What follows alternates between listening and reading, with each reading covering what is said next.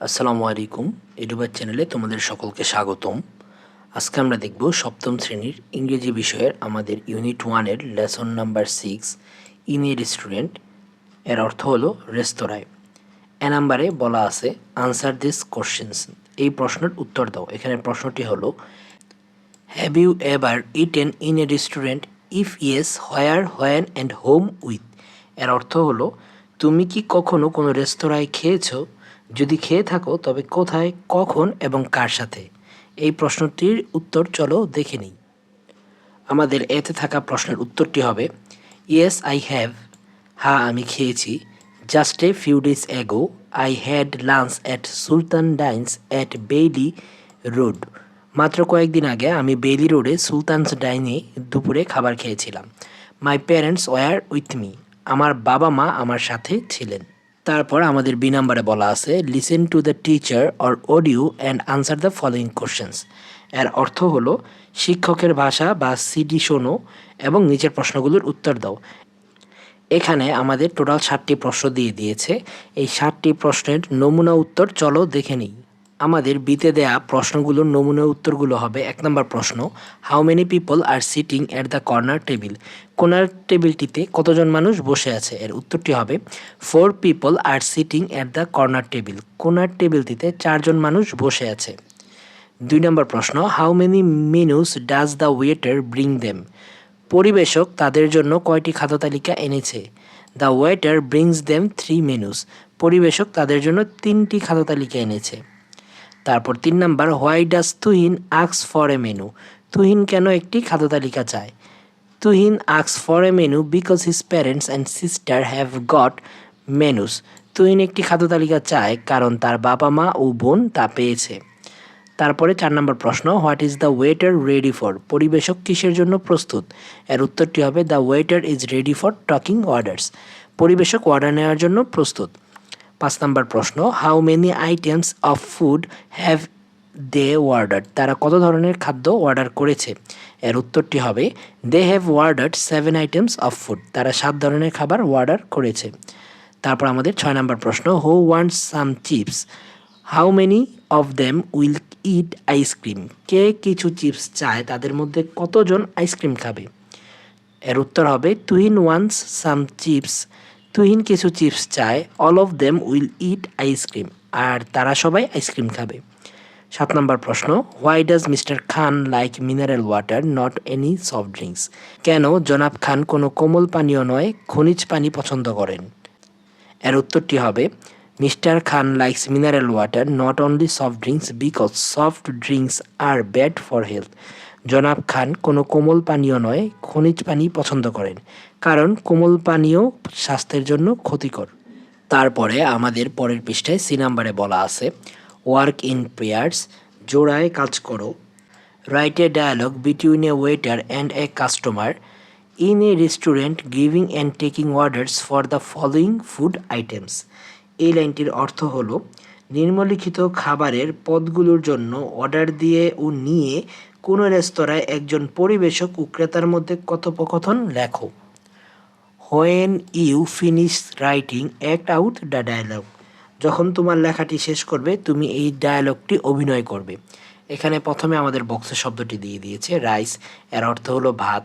Fish curry, এর অর্থ হলো মাছের তরকারি। ডাল, ডাল তরকারি। ভেজিটেবলস, সবজি তরকারি। ফ্রেশ জুস, টাটকা ফলের রস। মিনারেল ওয়াটার, খনিজ পানি। এই ডায়ালগটি আমি তোমাদের করে দিয়েছি, চলো দেখে নিই। সিতে থাকা আমাদের ডায়ালগটি হবে, প্রথমে ওয়েটার বলবে good afternoon sir, how can I help you? শুভ অপরাহ্ন মহোদয়, আমি কিভাবে আপনাকে সাহায্য করতে পারি? Customer, I want to have a lunch, আমি মধ্যাহ্নভোজ করতে চাই। Waiter, which food items do you want please? দয়া করে বলুন আপনি কি খাবার চান। Customer, I want to have rice, fish curry, dal, vegetables, fresh juice and mineral water. আমি ভাত, মাছের তরকারি, ডাল, সবজি, টাটকা ফলের রস ও খনিজ পানি চাই। Do you have this food items? এই খাবারগুলো কি আছে? ওয়েটার, শিওর, হ্যাঁ নিশ্চয়ই।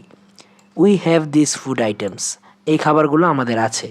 সার্ভ, ওয়াইট এ বিট, কিছুক্ষণ অপেক্ষা করুন।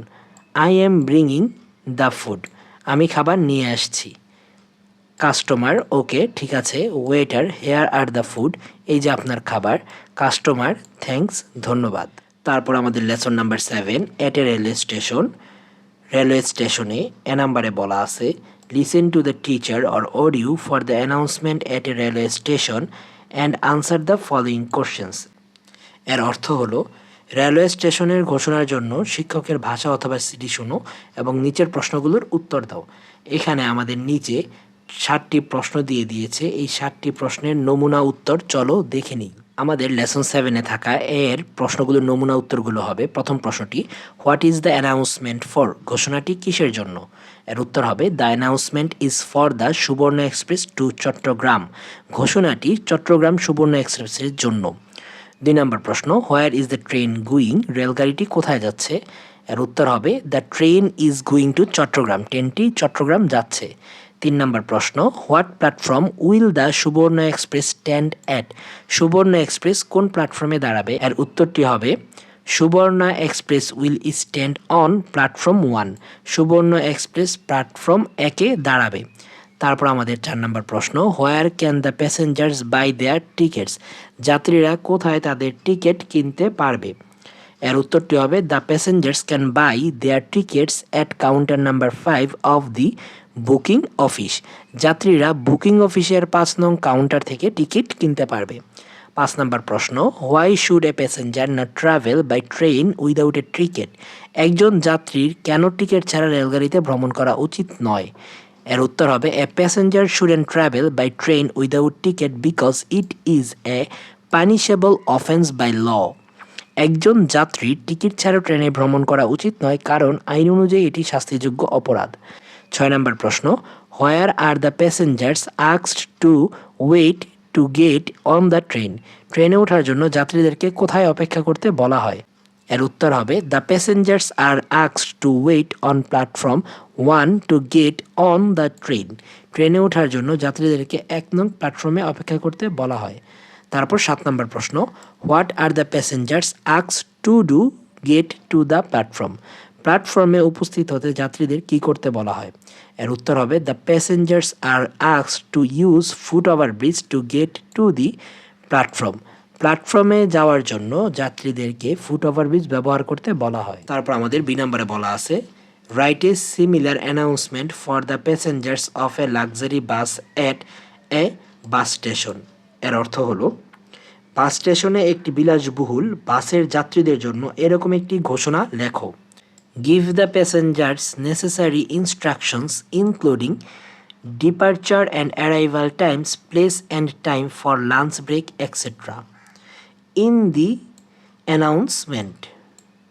প্রস্থানের এবং পৌঁছানোর সময়, মধ্যাহ্ন ভোজের বিরতির স্থান ও সময় ইত্যাদি ঘোষণায় অন্তর্ভুক্ত করে যাত্রীদের প্রয়োজনীয় নির্দেশনা দাও।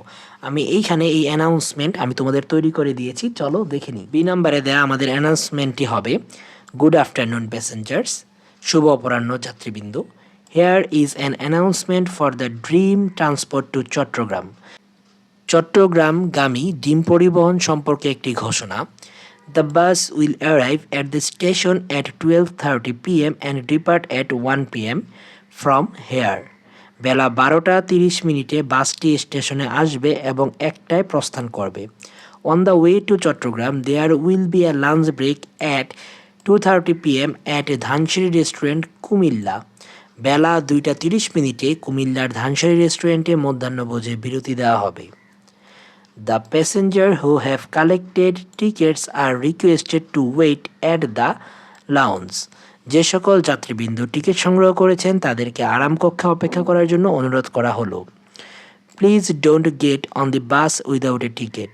দয়া করে টিকিট ছাড়া গাড়িতে উঠবেন না। থ্যাংক ইউ, ধন্যবাদ। আজকে এতটুকু পর্যন্তই। পরবর্তী পর্ব দেখার আমন্ত্রণ রইল। তোমরা এখনও যারা সাবস্ক্রাইব করোনি দ্রুত সাবস্ক্রাইব করে ভিডিওটি বন্ধুদের মাঝে ছড়িয়ে দাও। আল্লাহ হাফিজ।